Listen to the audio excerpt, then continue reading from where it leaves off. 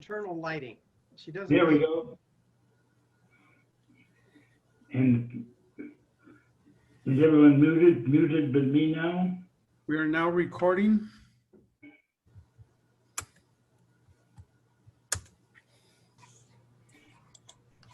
Okay, I'm going to fire it up. Good. Welcome to the second evening of the Democratic Club of Claremont's candidate interviews. My name is Merrill Ring. I'm the interviewer tonight. I do want to remind you why the club is doing this. We are a chartered member of the, as a result of our charter, we are a member of the California Council of Democratic Clubs. And as a result of that affiliation with the Democratic Party, we are not able to give platforms to members of other parties. As a consequence, we cannot interview members of other parties. Nonetheless, as political actors and as very interested in the well-being of our community, we thought we needed to do something. And so we will interview the Democratic candidates, those who are registered as Democrats. There are three different races that we're going to be talking about tonight. There's the Citrus College Board of Trustees. There is City Council District number 1, and there is City Council District number 5. The official thing that Sam has up on the screen has Manel Clark ahead of Ethan Resnick. In order to keep these things organized, I'm going to move Ethan up, following the other two members of District 1, and poor Donnell, you get the last slot of the night. Okay. To manage the time, the club has decided that only official questions will be asked in these interviews. There will be no comments allowed. However, if you do wish to make comments, please enter it in the chat room. The program, as you see, is being recorded. The chat room comments will be saved and will be made available to the members of the executive board in their deliberations about who to recommend. The organization of the time is this. The executive board will be meeting on Saturday, September 19th to consider the interviews and whatever material is supplied in the chat. We will draft recommendations. On the 28th of September at the normal club meeting, we will present those recommendations for discussion and endorsement. The ballots will be mailed out, October 5th, I guess. So the recommendations and the endorsements will be available when people start voting by mail. We have allotted 15 minutes to each candidate, broken down as follows. 3 minutes for an opening presentation, 10 minutes for answers to questions, that is, say, 5 questions at 2 minutes apiece, and then a final presentation of 2 minutes. I'm going to be the timekeeper. I will interrupt people when the time is up, and we will work things out to make it smooth as possible. Okay, the questions being asked tonight were jointly created by the executive board, and candidates have all received these questions. There are no surprises tonight as to what the questions will be. We will be going through the candidates interviews in the following order. First of all, the Citrus College Board of Trustees, and I will do the alphabetical order. Secondly, the District 1 council candidates, again done in alphabetical order. And lastly, the candidate for District Council District number 5. So with that in mind, we need to get started. First of all, then, Citrus College. We haven't had a vote for this for quite some time. Okay. Laura Bollinger comes up first in alphabetical order. Laura, are you ready? I'm muted. Okay. Can you hear me? Yes. Okay, great. Thank you for the Democratic Club for organizing this event tonight and inviting me to present. First, I'd like to tell you a little bit about me. Citrus has been a part of my life since I was young.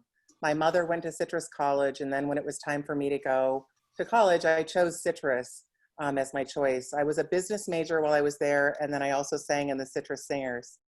I finished my degree at Cal Poly, my business degree, And then I worked at World Vision in the Compensation and Benefits Department of their Human Resources Department. I'm running for Citrus College trustee because I'm passionate about Citrus. I've remained involved in Citrus my entire adult life on the board of the foundation and the Alumni Association, and I understand the impact of Citrus on our local community at Claremont. I've been active in the Claremont community and I have strong relationships here.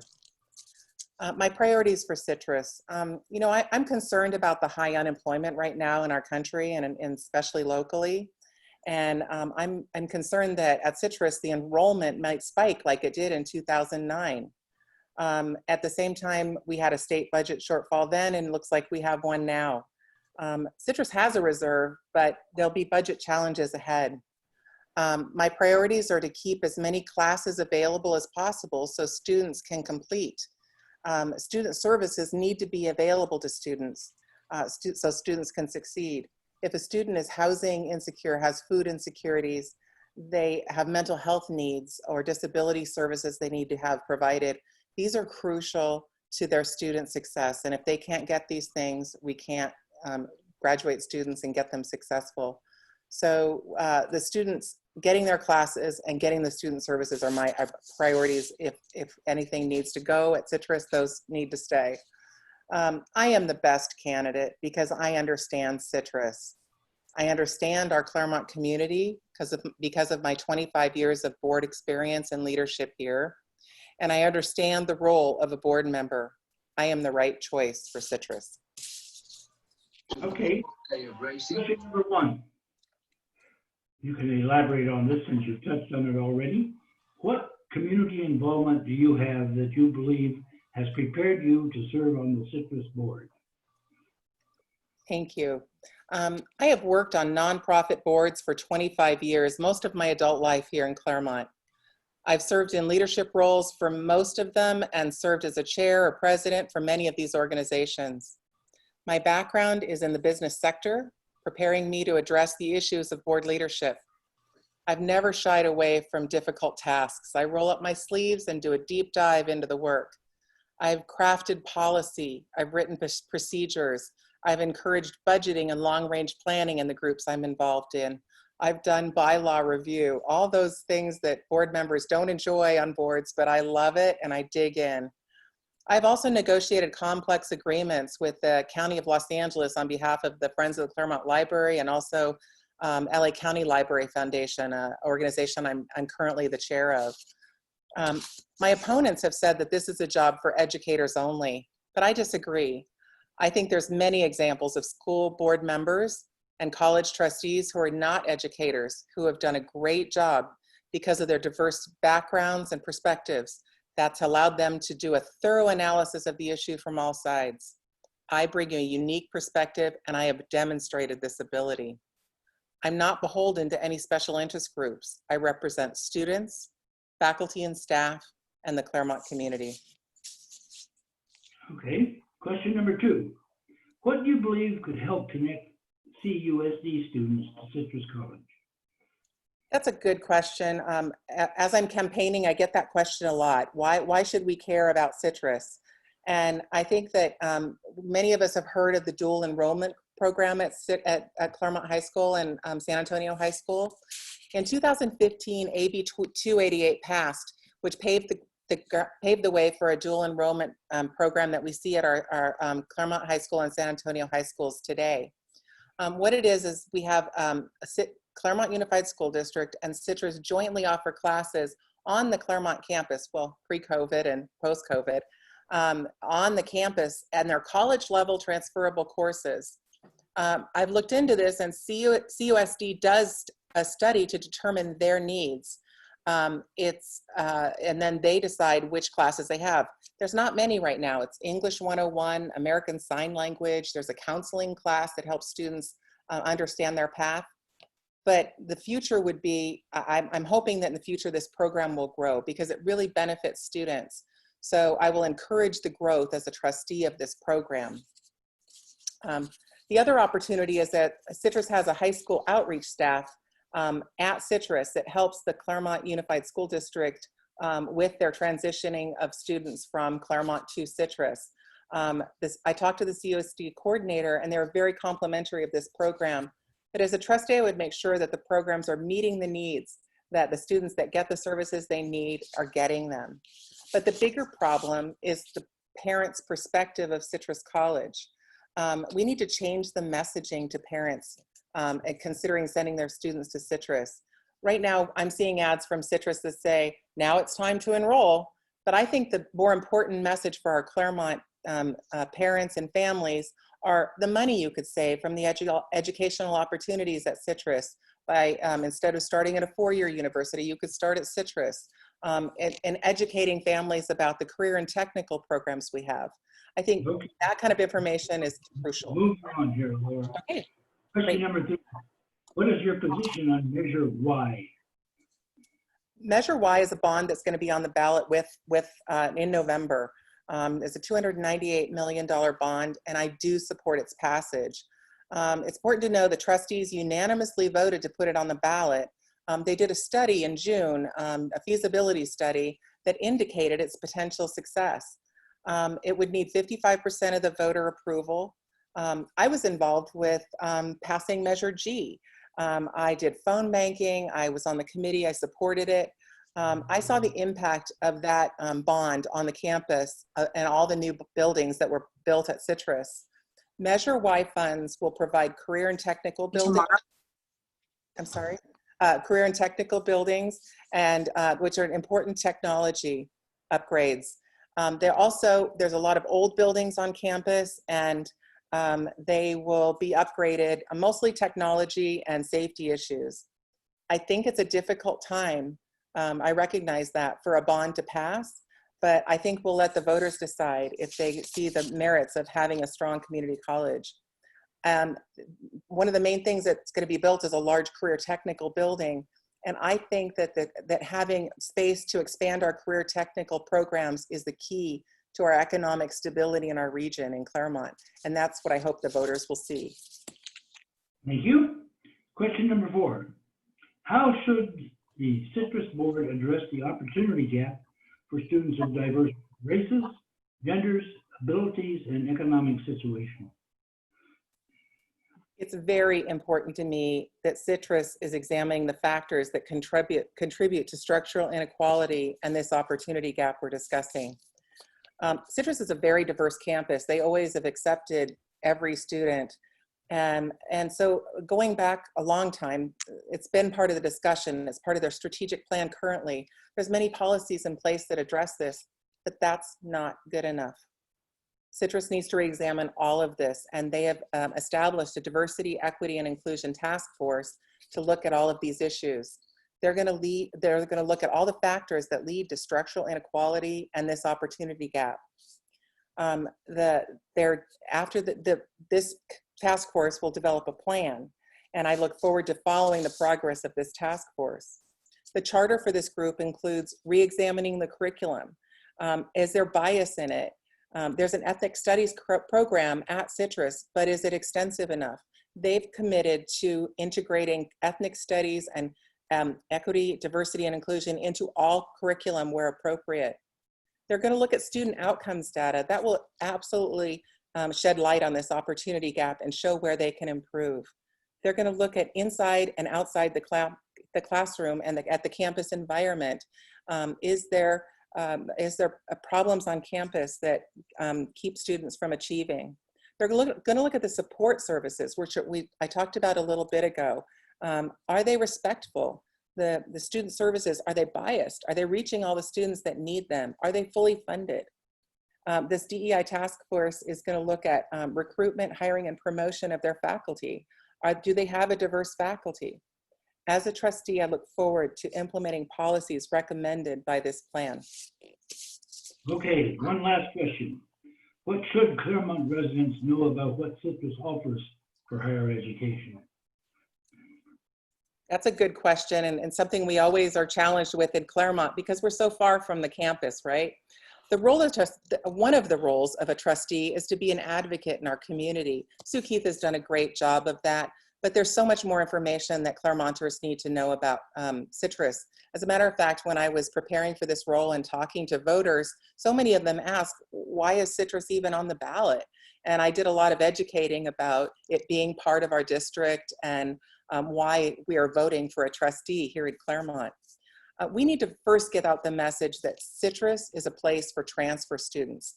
Many students in Claremont go to four-year colleges, but they can save so much money starting out at citrus, especially if they're unclear of the path they're going to take. That was certainly the case for me. And I started out at citrus not knowing, and it gives you the room to figure out what your path will be. Student debt is a huge problem in our society, and citrus can help alleviate that by providing a low-cost first 2 years. Students that start at citrus and want to transfer to a four-year university have a better chance of getting into their school of choice. So I have a quick story about a supporter of mine who was in the military and then went to citrus and really gives citrus the credit for his success. From citrus, he transferred to Pomona College and was very successful there. So there's so many of those success students in our community. But also in Claremont, we need to realize that the career technical is a huge part of what's out there. And our students, if you've taken your car to a mechanic, if you've been to your doctor or nurse's office, likely you've been helped by a citrus graduate. So whether you know someone that goes in your family to citrus or not, you are impacted by the graduates of citrus. I was going to say hairdresser, but that's hardly appropriate right now. This will affect our local economy, and it will be a key to our recovery during our about a 2-minute closing presentation? All right. Where's my closing? Okay. All right. I want to tell you that I'm the right choice for Citrus trustee because I have strong ties and I'm a longtime advocate of Citrus College. I have 25 years of dedicated community service in Claremont. My board work here has prepared me for this role. I'm known as a thoughtful, dedicated volunteer. I come from a neutral position, not answerable to any groups. I'm answerable to the students, the faculty and staff, and the taxpayers of Claremont. This is a nonpartisan role, and I'm not influenced by any background, any party. As a trustee, I will work to ensure the continued success of Citrus College, and my passion for citrus will be evident in everything that I do. Thank you so much. Thank you, Laura. By the way, the chat room is open. Some people are submitting comments down there, so please remember to do so. We will now move on to the second candidate that we are interviewing tonight for the post on the Citrus College Board of Trustees, and that will be Joe Salas. Joe, are you available? I'm at your beck and call, Merrill, always. And it's a pleasure to be in my Democratic club. I've been a member of this organization for like the last 10 years. And I thank Mrs. Bollinger for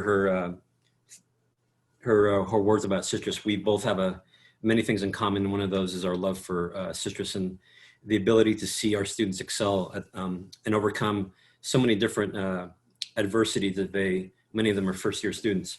So my name, for people who don't know me, I don't presume that anyone does. My name is Joe Salas. I lived in Claremont since 1979. I lived in the city for 41 years. I really started my volunteer experience working on campaigns for city council. I've been a member going back to nonprofits to when Claremont had a community foundation. I was a member of that back in the early 2000s. So, and I was also a commissioner for the city of Claremont. And really this whole idea, I want to address this issue real quick. This idea that Citrus College is a nonpartisan board, I will respect that. But is there really anything such as a nonpartisan position anymore? I think it's something that Republicans have told Democrats and Democrats believe. We see now what nonpartisanship gets us. We get schools opening and children getting sick, and these are supposed to be nonpartisan positions. And this idea about being a nonpartisan position, the ironic part is we're a partisan club, and we're seeking a partisan endorsement in this interview. So I just want to kind of lay that out and have people kind of reevaluate that idea behind what a nonpartisan race is and what a partisan race is. To me, there's no such thing as nonpartisanism anymore. And why I'm running for this race, I went to Citrus College for actually 3 times. I went there in '91 when I graduated. I transferred to the University of the Pacific, got academically disenrolled because I was not concentrating on my studies, and went back to Citrus because no one would even take me. So Citrus, by law, had to take me. And there I was able to redeem myself academically. Citrus is very close to my heart. I would not have gone on to be a classroom teacher. And then I went back a few years later when I became a county lifeguard and a city lifeguard, and I got a certificate there. So I've really kind of benefited from every aspect you can think of that a Citrus College student can. I've been in a certificate program. I transferred there, and I came back there when I was academically disenrolled from college. Citrus is very close to my heart. And I really think if we say representation matters at all levels. And if I'm not elected to this Citrus College Board of Trustees, there will be no person of color on this board. And what does that matter? To me, it's not that we need a neutral candidate. We need an actively anti-racist candidate. With the greatest civil rights movement in our times, Black Lives Matter, we need a candidate who will take radical steps to address inequity. It's not just enough to say that you'll address structural racism. What does that actually look like? Otherwise, there's just platitudes. And if you look at my platform, you'll see that I want to create cultural centers, the same ones that exist at Cal Poly Pomona. Sorry? People can go look at your platform for that. I'm going to start asking questions. Sure, Merrill, thanks. Involvement do you have that you believe has prepared you to serve on the Citrus board? So what do you believe? Oh, wait. I'm looking at number 1. Okay. So again, I highlighted a little bit on my experience. I've served on 2 nonpartisan boards. I've served as a commissioner for the city of Claremont as a traffic and transportation commissioner. And there I was working with Republicans and Democrats. No one ever asked each other, what is your party? We crafted public policy and recommended it to the city council based off of the engineer analysis and testimony from residents. And then I'm currently an appointee from our supervisor, who I also have the endorsement from, Hilda Solis. And there I'm on the Emergency Medical Services Commission. And there I'm probably the least formally educated person in the room. There's about 10 police chiefs, doctors from hospitals throughout Southern California. And we sit on that board. And again, no one's ever asked each other their political party. And we craft policy that we recommend to the Department of Emergency Medical Services. So I have vast experience addressing public policy, thinking about it in a multitude of ways that has prepared me to be an excellent trustee for the Citrus College Board. I have over 10 years of serving on boards in that regard. I know every facet of Claremont. If you look at my endorsement list, I have a very broad and diverse, I have people from all cultural backgrounds, all ages, people who are 93 down to 18 who have signed on to my campaign. And they come from all walks of life. They're not from one part of the city. Move on to a second question. What do you believe could help? Merrill, can you do me a favor and give me a 10-second so I know to wrap up? Can you do that? Go ahead. Shoot for it. Hurry. No, when I'm going, can you say, oh, Joe, you have 10 seconds? Go on. Oh, am I answering the first question or the second question? Okay, and you wanted to go and continue with the first one. I was giving you time. We're moving on to the second one. Oh, okay, but just going. USD students to Citrus College.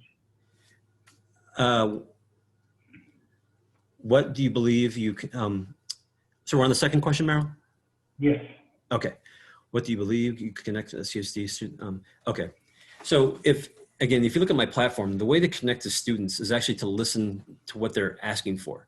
I had several conversations with the former student trustee at Citrus College and former student leadership at Citrus AS president from a couple of years ago. And they were, my platform is informed on conversations that I've had with students and conversations with the current students that I have. When I teach at San Bernardino High School, and they tell me that they need more people who look like them in the classroom. My platform calls, and it's not original thoughts. They all come from the Black Lives Matter platform for higher education.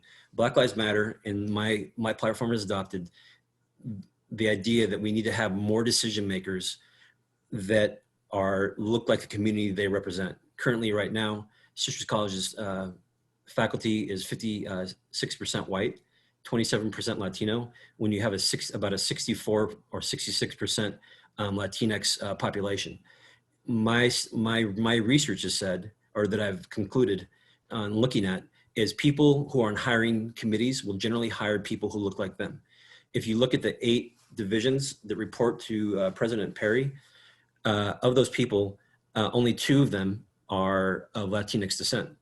And it's kind of funny because if you look at it, the student life, which is the face of Citrus College to the students, they have multiple directors and vice president who is of Latinx descent.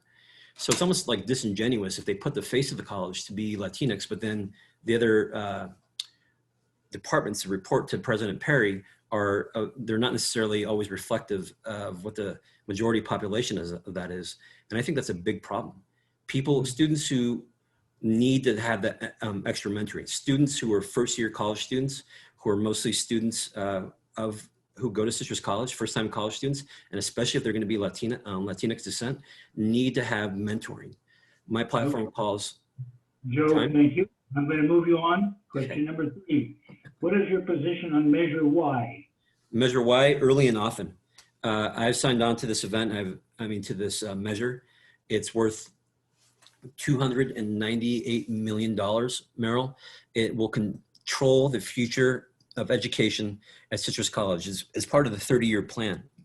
And Laura was very correct that it's going to go to refurbished buildings that are 50 to 60 years old.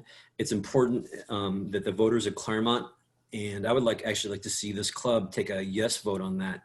I'll recommend that as a member, that we endorse that measure, and hopefully we can publish that so our members and get that out in this courier, that this is critical for the future of Citrus College, and it's critical for the development of facilities that can really have an impact on the workforce of Citrus College. Citrus College, if you didn't know, Citrus College is actually ranked in the top 10 of community colleges across the United States under the work of Mrs. Keith and the other trustees. And Sue always says, Joe, I'm just one of 1,000. I know she won't take credit for everything, but Citrus is actually doing a fairly good job in educating students. They had a raise in the amount of students they transferred over the last 4 years to the CSU. But it's becoming more difficult as the CSU adds more requirements for Citrus. And really what we're talking about, Meryl, is we're talking about attracting the best students. We're also talking about attracting the best faculty. And this is an investment in our kids. This is an investment in our greater community. And this is an investment in countless generations of students that we will never know. So I'd encourage the 35 people who are on this call to tell 3 people each to vote for Measure Y. The next question is, how should the Citrus Board address the opportunity gap for students of different races, genders, abilities, and economic situations? Meryl, this is really where you need radical reform to address this issue. This is where I'll go back to my cultural centers and the development actually of, if anyone knows who Dr. Melina Abdullah is in the room, she's kind of like the mother of Black Lives Matter. And she's a African Studies professor at Cal State Los Angeles, one of my alma maters where I got my master's degree in political science. And Professor Abdullah has called for the creation of actually colleges, and Citrus, and actually Pomona College has a college of ethnic and women's studies there, an entire college that houses all of these majors. Now, obviously, a 2-year institution can't give 4 years unless they give special permission from the LAOs and the Chancellor's office to create. There's 15 colleges that have 4-year degrees around California. But what this would do is expand. They currently have a social justice AA, and that curriculum can be extended to make an ethnic women's studies curriculum, a BIPOC studies program, a Latinx higher education program, and an LGBTQ studies program, and a gender women's studies, and a First Nations ethnic studies program. I'm really passionate about this. And ethics studies is coming at different levels. We just had Jose Medina's bill pretty much get watered down, and the requirement for high school is not going to happen anymore. And the CSU is now requiring it. And yesterday we talked about this in our debate with the Teachers Faculty Association. We can now take ethnic studies and become the bellwether and give so many of these classes to the police justice administration and justice class. Community colleges train about 75% of all police officers in the United States, in California, Merrill. And imagine if we made a part of that curriculum, if we added 3 or 4 classes to these police officers training, so they can really understand the history of police and why were they created. They started off as slave patrols. I don't think most police officers that are going into this know the history of their industry. What should Claremont residents know about what Citrus offers for higher education?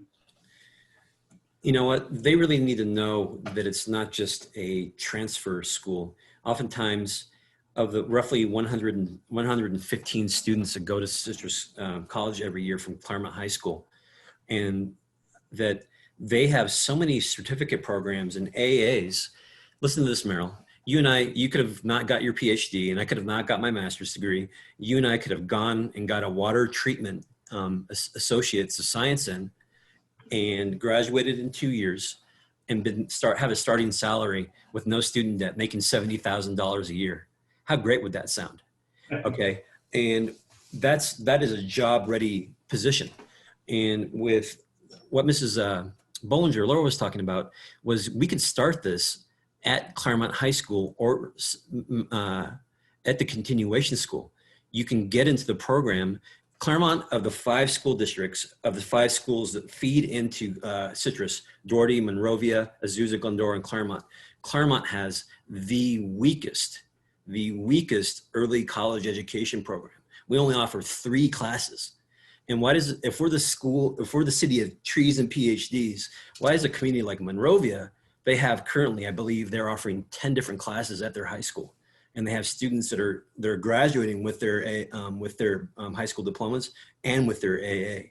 So imagine the family actually doesn't have to pay any tuition for this water treatment program. They would get it free if they're students at a high school. We're talking about changing the lives of families here, Merrill, with this early college education program. And I'm glad that Laura is as passionate about it as I am. Now to your final pitch, your final presentation, your concluding remarks. How long do I have, Merrill? 2 minutes, thank you. So once again, everyone, thanks for tuning in. The roughly 33 people, and I know some people are watching together, and I hope the people that see this online, I am not a neutral candidate. I am an actively anti-racist candidate. And will I be beholden to people? Of course I will be. I will be beholden to the people who vote for me in Claremont, Pomona, and Laverne. I will be beholden to the faculty that give the education to our students. I'll be beholden to the classified staff that are education support providers. I'll be beholden to the administration. I will be beholden to people, okay? And that doesn't mean that I don't approach things with being partial. I will be impartial, but I'm already talking to tons of people. I've already received the endorsement of the CSEA staff. They voted unanimously, all 245 members, to endorse my candidacy. I have the endorsements of Hilda Solis, of Eloise Reyes, Freddie Rodriguez, who's the Assemblyman from Pomona, from Chris Holden, from Connie Leyva, the Senate the California Secretary, who's the chair of the Education Committee. I could just keep on going on, Maryland. I also have the endorsement from the county party and several other unions. So I am on the side of the people. I am on the side of the taxpayers. And I have and why do these relationships matter? When I walk in a room, they already know who I am. They already know who Joe is. And relationships matter. When budgets are getting cut, when Citrus needs an extra line item to improve the facility, these are how these relationships benefit the people of Claremont in the Citrus College community. So I hope that everyone will look at my candidacy.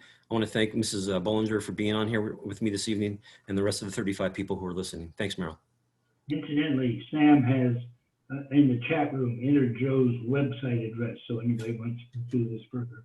Thanks. Okay, that is are the two candidates that we have for the Citrus College Board of Trustees. Next thing we're going to move to are candidates running for the new District 1 council seat. Once there are 3 people here, I'm going to do them once again in alphabetical order. That will produce Zach Korser to be in the number 1 slot. Zach, are you ready? Let's go. Hi, Meryl. Hi to the club. Thanks very much for having me here. I've got 3 minutes to speak to you. You know, I think we're all agreed as Democrats that this is a really vital election, maybe one of the most important in the history of our republic. But one thing that we can't lose sight of is how important local politics is in all of this. As I get out there and I talk to voters over the phone, as I talk to people in neighborhood meetings, you know, we're facing a coming crisis here locally in government. And we need to work together and recognize how important it is that we do things like consider where our revenue is coming from, try to save and protect our services for the most vulnerable among us in Claremont, our families, our seniors, the homeless, and others. We also have to come together and recognize that, you know, sometimes we get this feeling that we're on our own. That is to say that it doesn't seem like when we look to Washington, D.C., when we look to Sacramento, that we're going to get a lot of help with these problems. And so we, you know, sort of, all of these things start here in Claremont.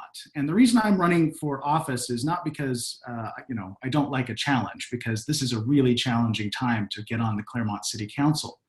We've got a changing landscape due to COVID and reductions in revenue due to that. We've already had for a long time a problem in our budget where we need to fill a gap in revenues in order to protect services. We also live in the midst of a housing crisis, and one that affects the weakest among us.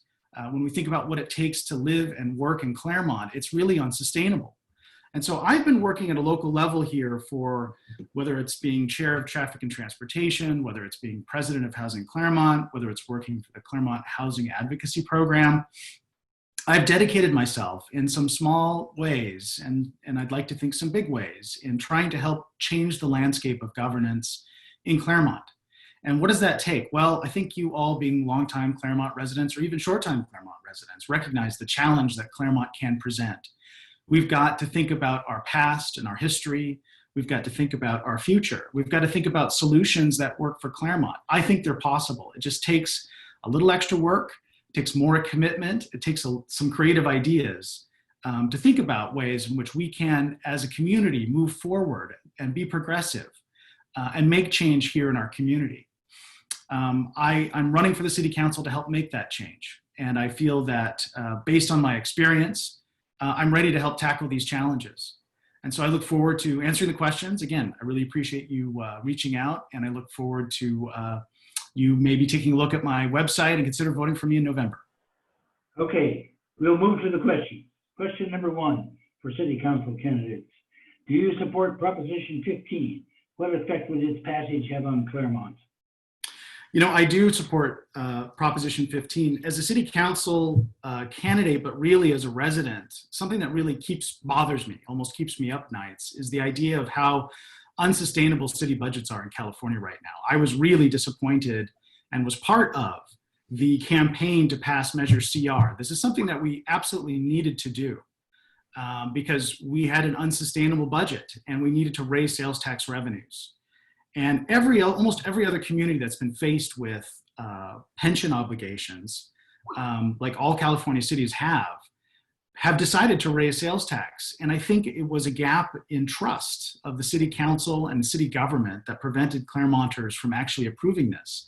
But the underlying cause and the need has not changed. And so, you know, when we think about trying to solve this equation, when we try to think about how we're going to save our city budgets, we have to think about more creative ways and more state level opportunities for raising funding, because the opportunities at the local level are pretty limited. Once you get beyond sales tax, the question becomes much longer term.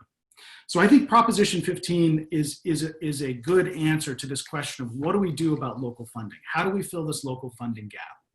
And it's estimated. Good question, Zach. You'll get a chance to say some more about that later.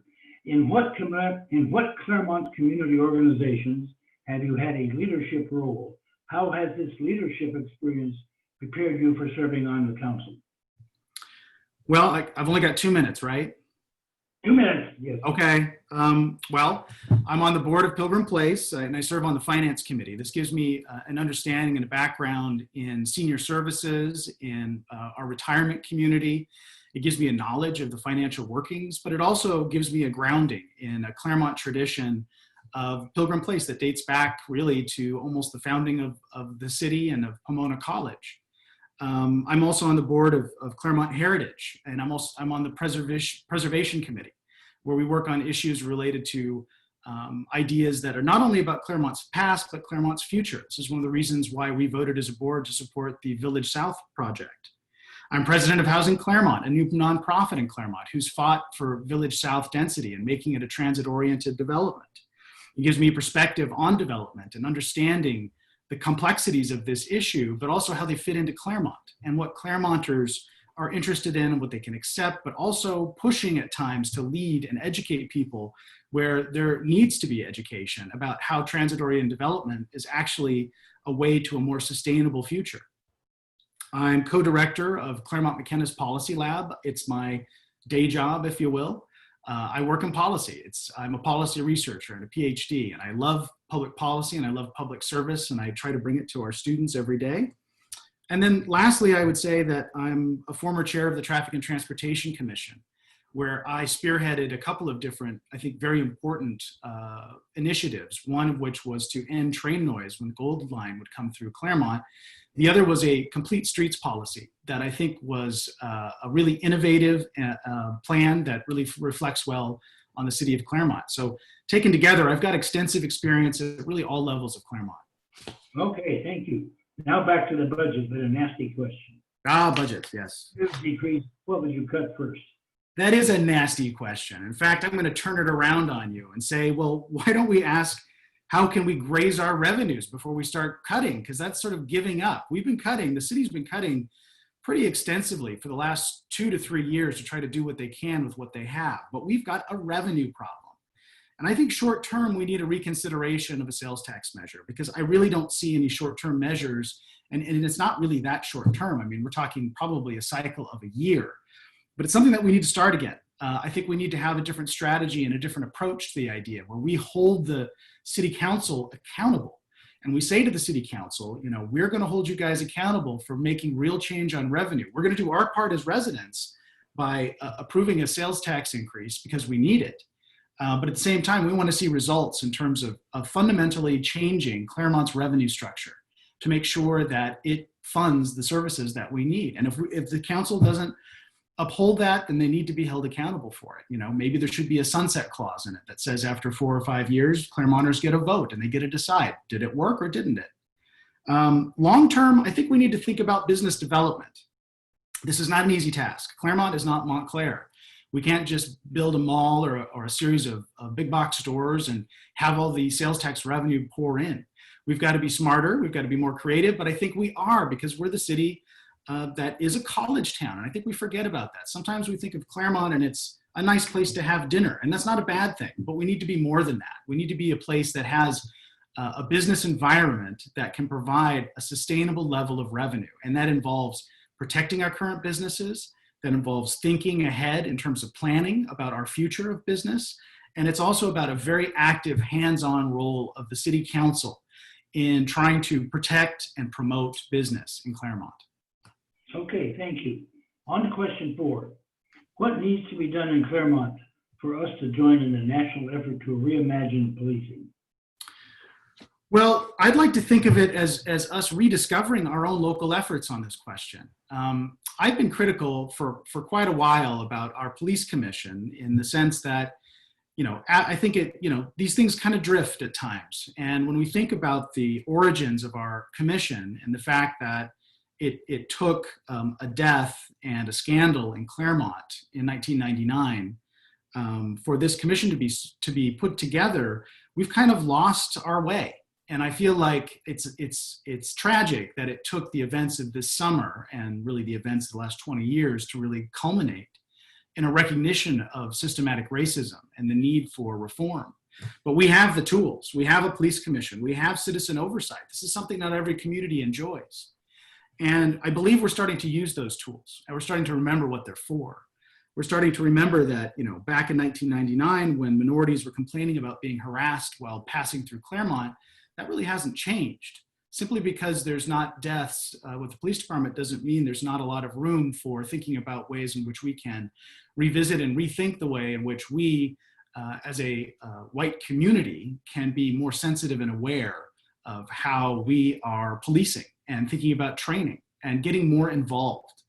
And I think we're on a positive forward momentum now with the police commission changing its configuration, enlarging, and thinking more of itself as a citizen oversight commission. I think also there's a recognition too from the city manager, a dawning recognition about the need for reallocating resources in this town. And there's looking into possible programs, maybe regional programs, where we can diversify the ways in which we not only think about the police's public safety, but diversify and try to rethink about how we can reallocate these funds for better and smarter purposes. Okay, one last question. Changing topics greatly. Our housing problems cover both homelessness and the lack of affordable housing. How should Claremont proceed to solve those problems? Well, I think first off, we're not going to solve these problems. I think we're going to mitigate them. But I think, this is a state, a regional, and a local problem, but like so many of our problems in Claremont, it starts right here. And this is one of the reasons why I founded Housing Claremont. And I think a lot of what we have to do in terms of thinking about building for the future is educating our citizens about, first off, about the housing crisis, about how if we don't act soon, Sacramento will increasingly take away our local control over development issues, that we have a legal and moral responsibility to provide for more housing that's in California law. And that this is a problem that is going to take a long time, a lot of commitment, a lot of coalition building. I'd give you an example. Recently in Village South, I was really pleased to see that we started out in a position earlier this year, even during the times of COVID, where it wasn't easy to meet in person, where a lot of people had a lot of misgivings about Village South because I think they weren't entirely sure what it was about. I think there's a kind of rethinking that we have to do about, first off, transit-oriented development, that sometimes we need to build more densely closer to transportation to be more sustainable, and also to build housing that's more diverse and can allow for a more diverse community, to let people who live in and work in Claremont live in Claremont. We need to think about using additional dwelling units. We need to think about Measure H when we talk about homelessness. Joe Lyons and Ann Turner were just terrific at trying to turn around Measure H funding to come to Claremont, to come to local cities. There's a huge funding gap. There's been recently some moves to create innovation grants for cities, but we need to continue to advocate for more funding and resources to deal with homelessness in our community from Measure H, and I'll do that. Okay, thank you. You get one final 2-minute shot here to present yourself. Okay, well, again, thanks everyone. If I haven't had a chance to meet you, please reach out if you have questions about my candidacy or about my campaign. I feel like, campaigns are meant to be a crucible, and it's an honor to take this challenge on, particularly in time of a pandemic and in times of fire and times of extreme heat. This is a really unusual political moment for us all. But I think, if anything, the stakes have gotten higher. I think we do feel today that we're on our own. Let's not be on our own. Let's work together as a community. Let's think about this new District 1 as a series of neighborhoods. Let's think about District 1 as part of the whole Claremont community. And let's try to bring these national ideas and concerns, let's bring them local. And let's think about how these issues impact each part of our community and how we can fix them together. I have an extensive experience working at different levels of the Claremont community, whether it's a particular area of town, Arbol Verde, whether it's a particular policy issue like Claremont Heritage, whether it's working on city government and getting things done, like on the Traffic and Transportation Commission. I have the background and experience to get started, to work collaboratively, to build coalitions, to make change, because that's the only way change happens. no one person in a democracy can really affect change. It takes all of us, and it takes leadership, and it's hard work, and I'm ready to do it. So please consider voting for me for Claremont City Council in District 1. And thanks again for having me. Thank you, Zach. And by the way, Sam has put his website link in the chat room, so you can read more about what he wants to do. Okay, the last candidate for District 1 is Christine Margiata. Christine, are you hiding out there? Yes, I'm here. Okay, so what you're going to do is have 3-minute opening here, presentation, make your case. Wonderful, thank you. And thank you so much for having me this evening. It's great to connect with all of you. My name is Christine Margiata, and I'm a candidate for Claremont City Council here in District 1. And I want to start by sharing how important Claremont has been to the foundation of my life and career. So I grew up here in Claremont, attended our local schools, went to Scripps College, had my first apartment here at the Plumtree Apartments, and really credit my time growing up in Claremont as the foundation of the work that I've done over the last 20 years. So it instilled in me this passion for community, a commitment to tackling big problems, having hard conversations, working across diverse populations. So over the last 20 years, I've led organizations, I've led coalitions, I've managed large budgets, $300 million plus public and private budgets. And most importantly, collectively in the coalitions I've been a part of, we've been able to make real measurable progress on issues like homelessness, economic and racial justice, LGBTQ rights, mental health issues. It really runs the gamut of community issues that I've had the privilege of working on. And I'm mindful as I've stepped into this campaign of how unique this moment in time is. Not only are we facing a pandemic where so many of our residents are struggling with the mental health and economic challenges of our time, we're seeing a massive uprising around racial injustice, grappling with climate change, and really struggling with the erosion of our democracy and our faith in institutions. So this is really what motivated me to step in this moment. I've been a longtime Democrat.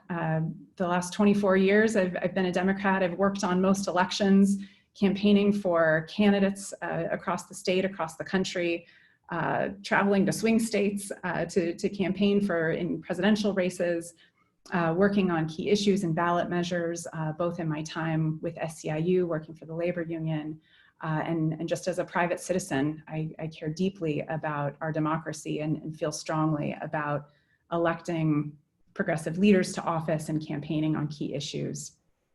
So I truly never anticipated running for office, but I'm someone who, when I see a challenge in the community and I know that I have the skills and resources to help, I step in. So that's what's happened here over the last couple of months. I see our community struggling, and I know I have what it takes to support Claremont through this crisis and beyond. I'm grateful for your consideration tonight. Let's move on to the questions now. Do you support Proposition 15? What effect would its passage have on Claremont? So I am a big supporter of Prop 15. I've watched its development over the years. I've known it as Schools and Communities First, and have worked closely with many of the organizations that work to get it on the ballot. So what I know is that this will create vital reform that we've needed in this state for a long time. Potentially bringing up to $12 billion for our schools, for housing, for infrastructure, and right here in Claremont, the potential to bring over $1.8 million, not only to our local schools, but for tackling housing and homelessness, our infrastructure needs, our trees, our parks, vital services that we've not been able to support here locally, and services for our young people, for vulnerable populations here in Claremont. I also know that Prop 15 would provide critical tax cuts for small businesses, and particularly in this time when we have so many small businesses here in Claremont that are struggling, this will provide critical relief for them in addition to the funding.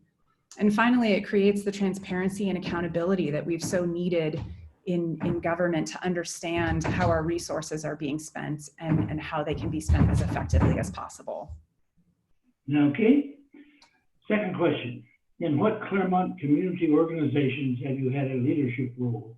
How has this leadership experience prepared you for serving on the council? Yeah, so I appreciate this question because it gives me the opportunity to address a myth that I've heard about my campaign, which is that I have this belief that I've not been involved in our local community. So in addition to growing up here, spending my childhood and young adulthood here, I've also been involved in local organizations. So I'm a founding advisor of Claremont Change. My wife and I facilitated the board retreat for Sustainable Claremont and have been very engaged in that organization. I supported Devin Hartman in his work at CHIRP as he was preparing to make a big pitch to funders, supported him in that preparation as he has sought to raise revenues for CHIRP. But I also want to counter the myth that regional leadership is not supporting our Claremont community. So I serve as the chair of the Measure H Citizens Oversight Advisory Board, which oversees the $300 million implementation of Measure H funds across this region. Those are the funds that we have to tackle homelessness in this community, millions of dollars of which have come right here to Claremont.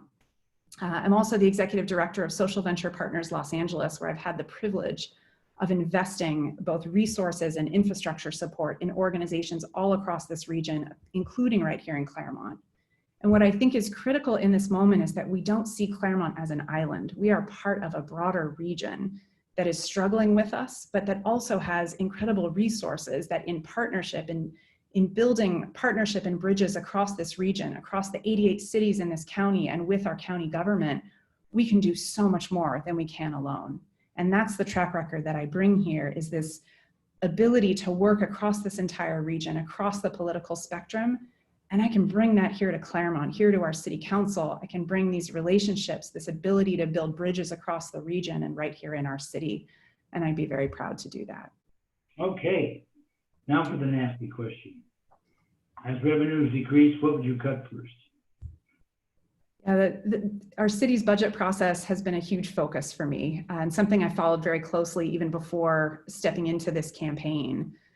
So I strongly believe that a budget is a moral document and says a tremendous amount about what our community values. And it's critical that we pay close attention to this budget, both as we weather this crisis and long beyond. So I've had a track record of managing large and complex budgets, particularly in times of economic crisis. I led a campaign to end homelessness across the county right as the economic downturn was starting back in 2007, 2008. And what I knew then was that it's critical that in a budget process, we have to look at how we're spending our existing resources as effectively as possible. So rather than jump in with an approach of making cuts, I would look at how is it, what is the impact of the investments that we're making now, and how can we maximize that impact? How can we go farther with the dollars that we have? And then begin to look at this question of new revenue. So what are the needs that we have across this community? Where can our existing dollars get us? And then let's talk about how can we draw in new revenue?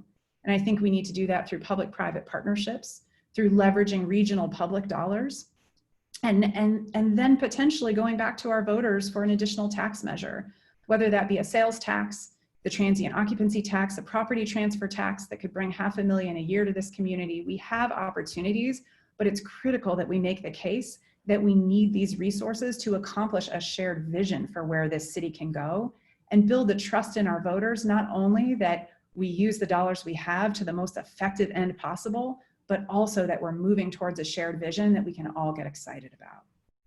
Okay, question number 4. What needs to be done in Claremont for us to join in the national effort to reimagine policing? Yeah, so this has been such a powerful moment in calling this question of what is public safety to our community? What does it mean for all of our residents in this community to feel safe? Now, I know that our Claremont Police Department is valued and cherished by many across this community. And I also hear the voices of Black and Brown residents who are sharing their struggles with our police department. So I think it's critical that we lift up this conversation and take it head on. And as I've listened to the voices of Black and Brown residents across this community at our police commission, at the Walk a Mile in Our Shoes protest, what I've heard in those spaces are 2 key challenges. One, our local police department is responding to human services needs. So in the last year alone, they responded to over 1,000 calls on homelessness. We have 17 people experiencing homelessness, and our police have responded over 1,000 times. That is not a law enforcement issue, that's a human services issue. Similarly, over 25% of our arrests were for substance abuse challenges. Again, we do not solve addiction through a law enforcement solution. We solve it through human services. So that's one, is that we're asking our law enforcement to solve problems that are not in their wheelhouse. So one, I think we need to align the job to the skills that each department has. Second, we have a disproportionality of arrests. So in this community, Black residents account for 18% of our arrests and only 5% of our population. Similarly, Latinx residents represent 48% of our arrests and only 26% of our population. So it's critical that we ask the question of why is that? We're getting disproportionate results. We have to ask and really dig into that data to understand why that's happening and to take swift action around what it is we can do to correct for those disproportionalities. And finally, I'll say we do need to strengthen the oversight role of our police commission. We have a police commission that has not had the authority and oversight to truly do the job that they're charged to do. Okay, one last question. Our housing problems cover both homelessness and the lack of affordable housing. How should Claremont proceed to solve those problems? So I've spent most of the last 20 years working on issues of housing and homelessness. So this is an issue that's very close to my heart. I led an initiative out of the United Way called Home for Good. I started the initiative, and over 5 years, we supported 35,000 people in moving off the streets and into housing. So this is something that I have the tools to tackle. And I will say we absolutely can end homelessness in Claremont. I will say that unequivocally. There are 17 people on our streets. There is no reason why anyone in this community should be homeless. We have the tools to solve this. We have approaches like shared housing, like accessory dwelling units. We also know that permanent supportive housing is 40% cheaper than allowing people to languish on our streets. This is a cost-effective solution and it works. You also mentioned affordable housing. I'll speak to this question of what is really prevention, preventing additional people from becoming homeless. We know that every day more people are falling into homelessness than are moving off the streets. So I think there are 3 key things that need to happen around prevention. One, we need to support the county's eviction moratorium through local enforcement.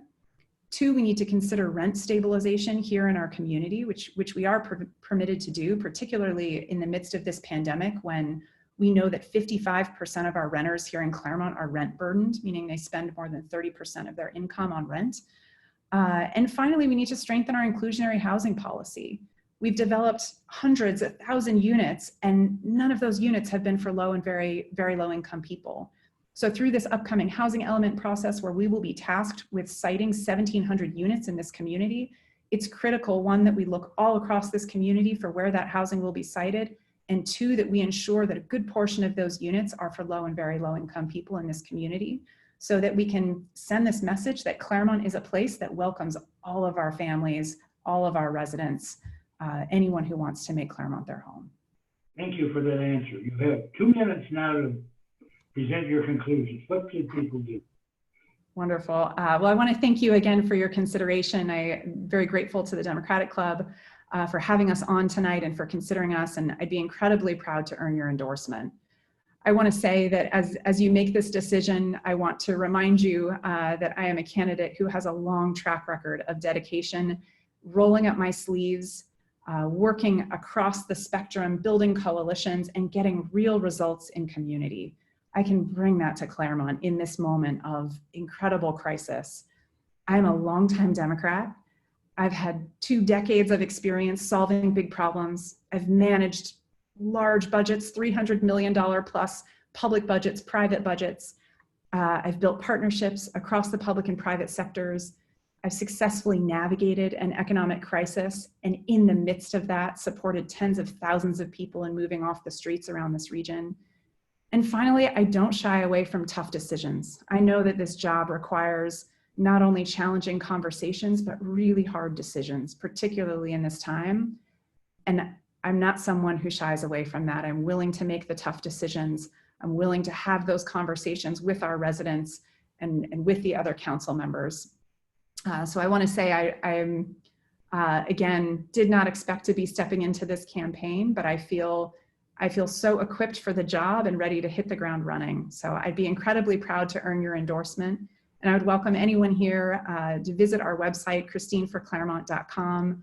reach out if you'd like to talk more. We have a number of upcoming events. I'd love to hear from you and talk more about our campaign and the future of our city. Thank you. Okay.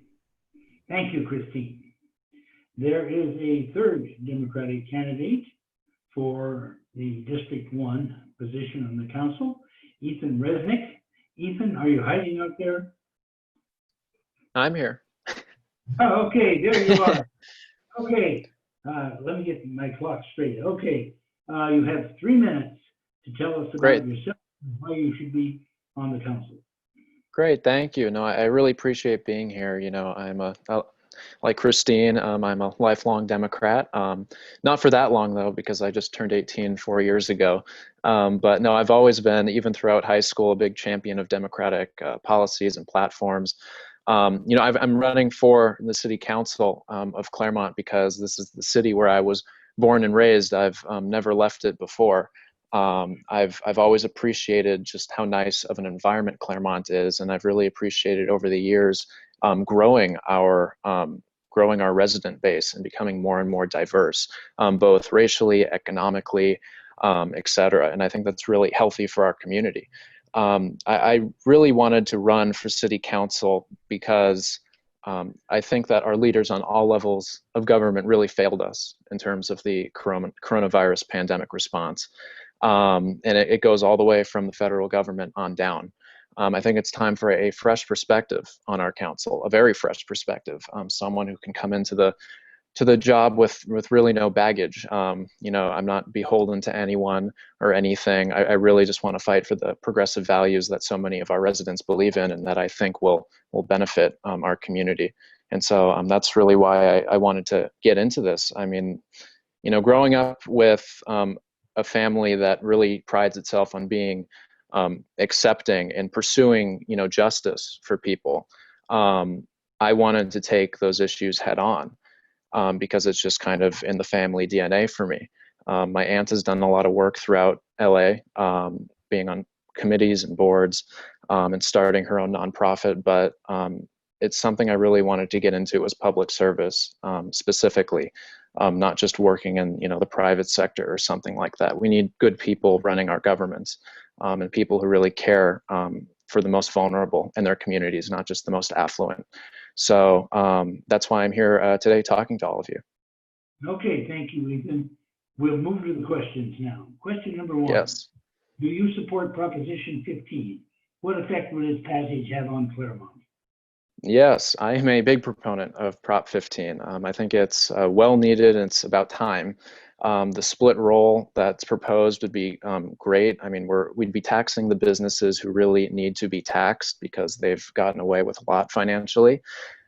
Businesses over 3 million. What it means for Claremont is, you know, I hope we get as much money as possible, but you know, if you look at how it's spread around, we're really getting a slice of a slice of a slice of a pie. And so we really need to use those limited resources efficiently. I mean, I'd love to coordinate, for instance, with the school board to provide more, you know, LCSWs, the licensed clinical social workers for our students, because I think mental health for our Claremont students, particularly due to COVID and the social media age, is driving up rates of depression among our young people. And sadly, there's too many students in our community who suffer at home from just having poor family situations and cannot thrive academically. And so I'd love to use some of those funds for that. If we end up having more, I'd love to really get hands-on with the unsheltered people in our community, getting them housing, getting them into programs, but that requires real hands-on work because they have to agree to this. And especially when you deal with unsheltered people who suffer from mental illnesses, it can be very difficult to get them the help they need just because their illness prevents them from wanting to accept that kind of help. And so I think there's really a lot we can do with these new funds, and I really hope it passes. Okay, moving on. In what Claremont community organizations have you had a leadership role? How has this leadership experience prepared you for serving on the council? Yeah, well, like I said, I'm young, so honestly, I'll be very honest. I haven't really. I've been involved with my synagogue, Temple Beth Israel, which is right on the other side of Town Avenue. And a lot of our congregants are from Claremont. But no, I mean, other than that, I really haven't. You know, I just graduated from college. I've spent my whole life here, most of my time here. And so I've gotten to know a lot of people in Claremont, and I'm grateful for that.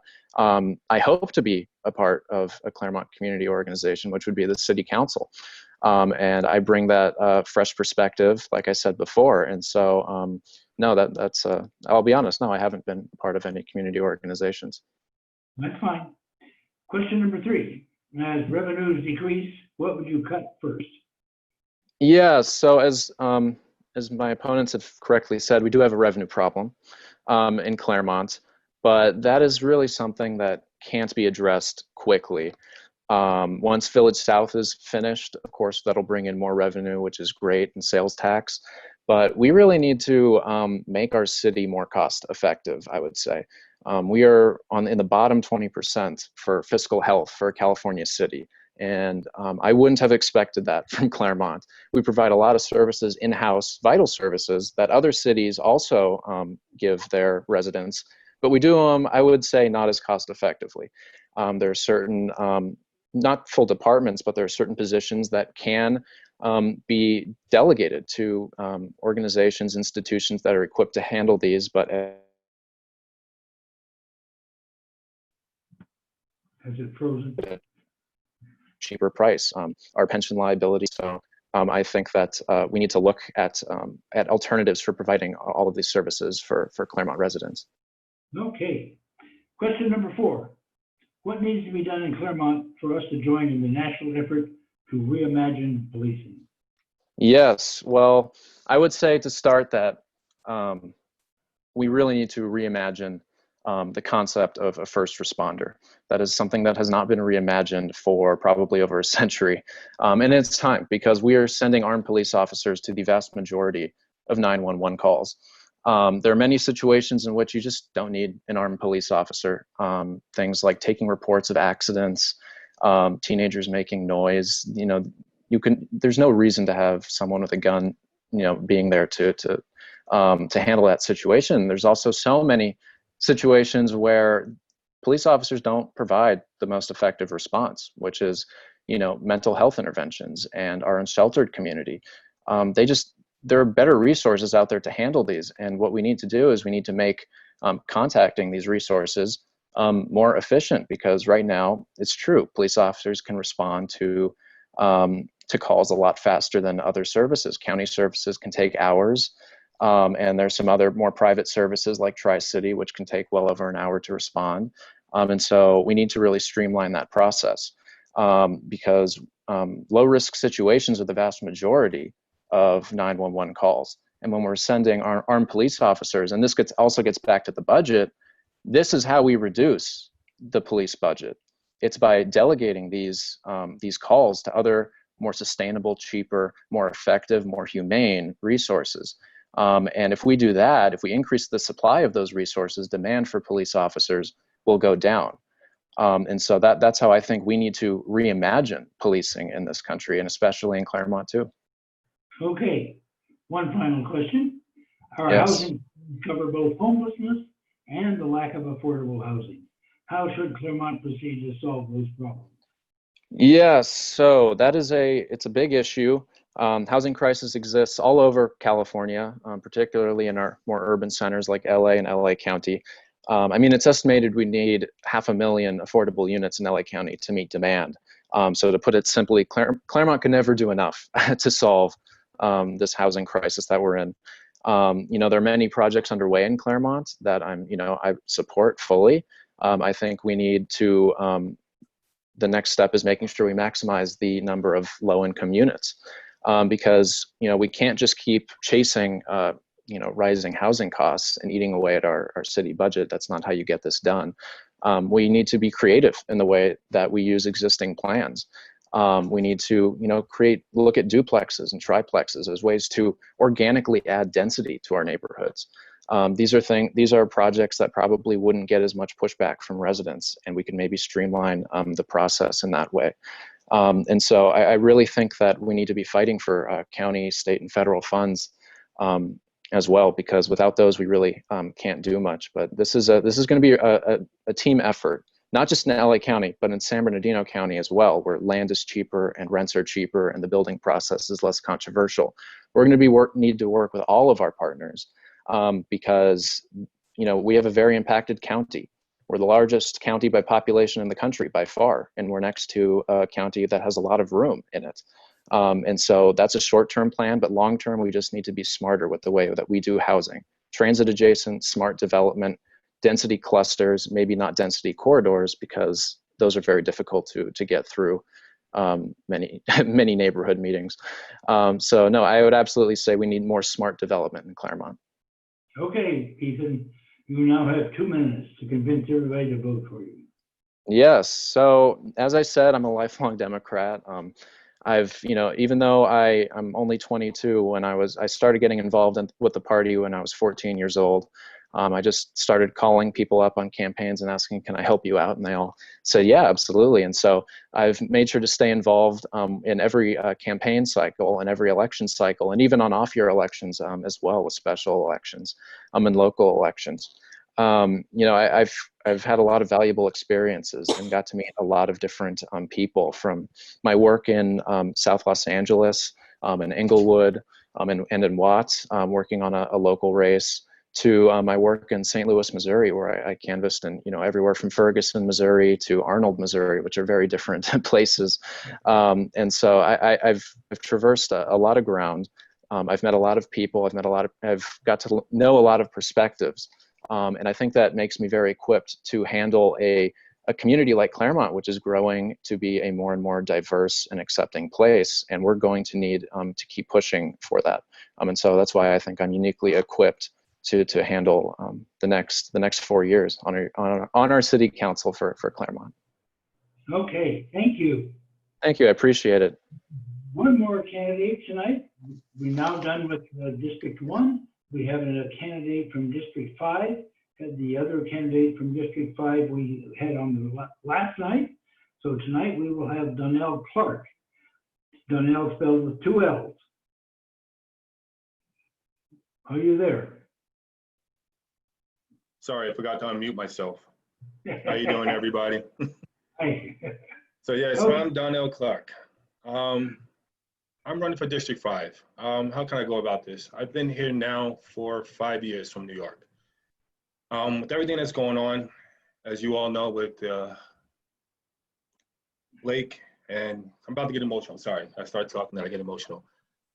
I had to jump in. I have 3 kids. One that's in college, just graduated college. One that just graduated high school at Claremont High School. And I have an 8-year-old girl who's actually walking up right now, who actually helped me with my signatures and went out there with me and did everything with me. We're jumping in this because not only do I need to do this for me, my family, but I need to do it for everybody else that's out there also. Claremont's a great place. I love Claremont. I've been here 5 years again. The school system is great. I work for Oak Park Manor on College Avenue. I've been there for 5 years. I started as a caregiver. I was maintenance director, I'm the marketing and mission director now, and I currently got my RCFE also within 5 years. I'm the same way with everything I do. That's why I think I'm the best candidate for city council. With everything that's going on right now, we need somebody that's gonna go head in, put their whole heart in, their whole body in. My community is a memory care community at Oak Park Manor. So I deal with Alzheimer's, dementia, MCI, mild cognitive impairment. So I understand Pilgrim Place with you, Zachary, as well. Again, with everything that's going on, we need everybody to combine together. It shouldn't just be 1 district, 2 districts, 3 districts. All 5 districts need to work together. I know I'm gonna go over my time in it a lot. Like I said, I'm new to all of this. I'm not the normal candidate that most people will have. I'm not going in as a normal candidate either. I'm going in just as who I am, and that's as my family would say who she is. She's doing everything with me. Like I said, she's done the signatures with me. We did the last minute voting. I think we went on the last day on August 10th. We was on the last hour with Shelly. Shelly helped me out a lot too at City Hall. That's the type of person I am. I'm in it, so whatever you need from me, just ask. Okay. Sorry. We'll move on to the particular questions now, Donnell. Question number 1. Do you support Proposition 15? What effect will this passage have on Claremont? Yes, I do. I do definitely affect it. Approve it, but yes. I currently live in District 5. I work in District 5. I pay rent in District 5. Be starting off here, it was from like paycheck to paycheck to the point where I finally got comfortable. So I understand how much more we need this voted in. When I say I am Claremont and I am District 5, that's what I am. Everything that we need in voting for is what I am dealing with myself. So yes, I do approve for Proposition 15. Okay. And I'm very short and to the point. Sorry. Number 2, in what Claremont community organizations have you had a leadership role? How has this leadership experience prepared you for serving on the city council? Well, again, working for Oak Park Manor, it's a memory care community. And like I stated, I started as a caregiver, which I ended up being the marketing director and admission director. I've been through 3 different administrators. I've been through a receivership, which we're still going through at the moment, 2 different owners. And during that time period, I have been stable and the most projected leader you have in the building. I just finished saving them from going from 28 admissions, census, 28 census, to right now we have 47 during a pandemic, during a receivership, during a lockdown. That's why I know I am best for this position, and that I know I can handle the leadership at City Council with District 5. Thank you, Donnell. Yeah. Question number 3. As revenues decrease, what would you cut first? Oh man, a few politicians' checks. Honestly, right now we can't really talk about cutting anything. For example, my treasurer, her name is Tasha. She has a small business. Well, she had one right here in Claremont for a party affair. She lost it.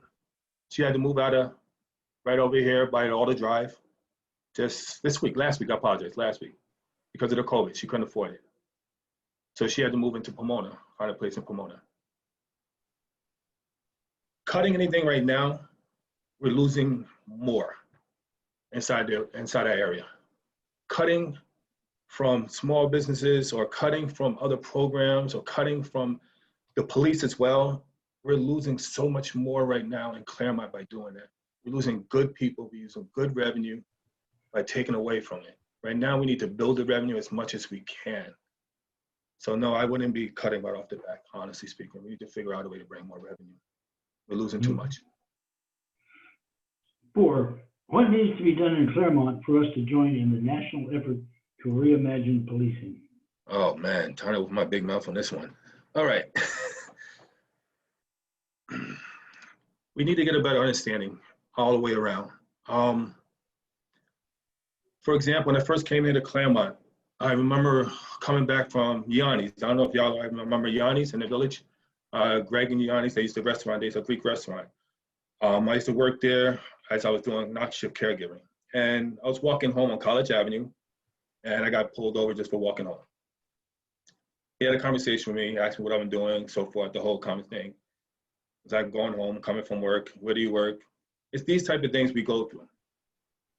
Having been stopped, asked these questions just for walking home. But then I had another situation. I was going to work on riding my bike, and that's where I live on the other side of College Avenue, so we have the tunnel there. So it's closed during, starting after 7 o'clock. So I'm riding to work on my bike, and a dog, Rottweiler, came chasing out. I flipped over my bike, whole big thing. But a police officer pulled in front of me, stopped the situation, was there for me, talked. We moved on, great conversation. I do a lot of cops at my job as well when they come for my elderly. Policing, we need to all get together on it, where it's mental health assessments need to be done more on them. There's a lot of police officers that should not even have the position. Just like me and you, we have bad days and we go to work, we carry it with us. They have bad days, they have a gun on their side. Their bad day carries over to somebody else's life. So we need mental health assessments done on them. We need to all get together on that part. then not only that, it needs to be where, like, it should be ethnic conversation, ethnic schooling for them, learning about who they're dealing with and who they're talking with, learning how to have conversation with them, learning how to approach somebody from a different ethnicity. Just because somebody doesn't understand what you're saying doesn't mean they're ignoring you or doing something different. And that happens for the Spanish community themselves as well. So this is what we need more, and how Claremont should be come together and do it too. Everybody needs to learn, not only just the police, everybody. It should be a community effort, and everybody needs to be a little more diverse mentally than what they say they are. Okay. Sorry. Question number 5. Our housing problems cover both homelessness and the lack of affordable housing. How should Claremont proceed to solve those problems? District 5 is one of the lowest housing pricing in the area right now, but still has most of those diverse area for ethnicity as well. And still, they're not able to afford rent in this area. Average rent house is $2,250. Average one-bedroom apartment, you're looking about $1,400. There's affordable housing we're at on this side. We need to figure out a way with the homelessness. It's mainly on this side, District 5. That's the area where it is. We need to have, oh man, for homelessness, if you ever pay attention to a lot of the homeless people that's here, they have MCI. The mental health problem and the homelessness is one of the biggest things that's ignored. There's a lot of them that have dementia, but it's considered as substance abuse instead. And a lot of them have MCI and just being considered as drugs because their mind is messed up off of drugs. Affordable housing, this leads to none for us right now.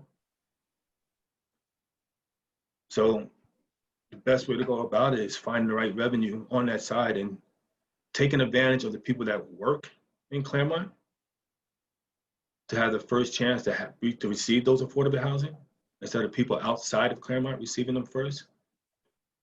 If you're getting the revenue coming from inside here, why not keep the revenue, keep expanding it? Okay. Okay, Donnell, you have now 2 minutes to make your final presentation. Yes. I'm the best candidate for this District 5 for city councilman because I am what Claremont is about. I moved here with my family because we had good friends that lived here in College Avenue that we grew with. They told us about Claremont. So we moved here to better our kids' lives besides our own. I started as a caregiver and a few months away from being RCFE administrator for Oak Park Manor. My kids graduated from Claremont High School. My daughter goes to Oak Miners in the 3rd grade. We work hard, we stay here because we like being here. I want Claremont to be that diverse city that I believed it was when I first moved here. I want it to be that diverse city that my kids can grow up in and raise their kids in. So I want to be the city councilman for Claremont because this is where I know I should be, and I know I need to do it right now with everything that's going on. I will make the statement, I will stand up. I'll promise you that much, and fight for Claremont. Very nice. Thank you. Thank you. Well, that concludes the program for the night. I do want to toss in one piece of information I was requested to give. Somebody asked when the final day for registration is, and it is October 15th. So you can register up until then. So I wouldn't put it off until that date. I would go do it right now. But you have that long in order to register. Sam, have you any closing comments? So I put on in the chat room that the videos for both from tonight and yesterday will be on YouTube in about maybe an hour and a half, and subscribe so that we could increase our numbers there as well. So you're welcome to view them and see how all the candidates compare and contrast. And by the way, kudos to all the candidates for really doing a great job in this new world of virtual virtual meetings, and but I think everything turned out really well, and I appreciate everyone's work in making this happen. So thank you to all the candidates and to everyone who participated. Okay, remember now, the executive committee will meet to consider all this information on September 19th. We will make our recommendations to the entire membership of the club at the normal club meeting on September 28th, where you will be able to talk about these and vote. So stay tuned and attend on the 28th. Zoom, of course. All right, signing off. Thank you very much. Thanks, everyone. Good night. Good night.